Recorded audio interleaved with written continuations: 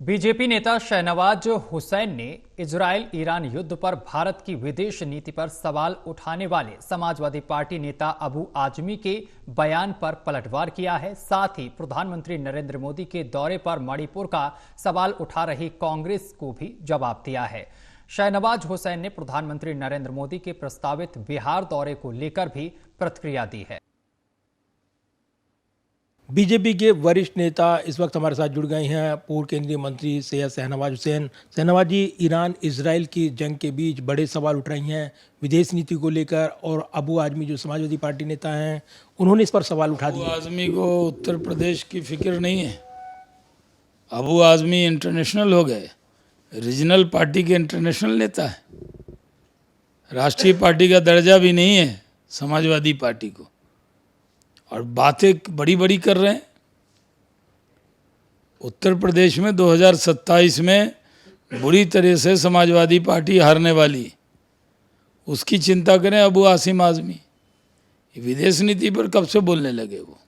उन्होंने ये याद दिलाया है कि अब तक भारत की जो विदेश नीति रही है फिलिस्तीन पर बोलते रहे हैं। पूर्व प्रधानमंत्रियों का जिक्र उन्होंने किया है, और साथ ही उन्होंने ये भी कहा है कि अब प्रधानमंत्री फिलिस्तीन के मुद्दे को लेकर उन्होंने दरकिनार कर दिया। ये आरोप वो लगा रहे हैं। नया भारत है, नई तरह से सोचता है, नई तरह से बोलता है।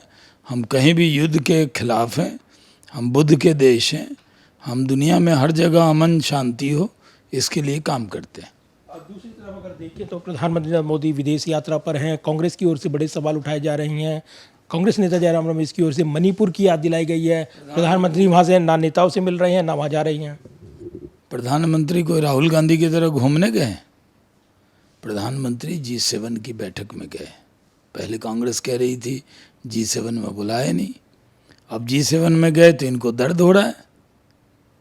पाकिस्तान को दर्द हो समझ में आता है, कांग्रेस को क्यों दर्द हो रहा है? पाकिस्तान को तो कोई बुलाता नहीं, कांग्रेस क्यों नाराज़ हो रही है प्रधानमंत्री के जाने से?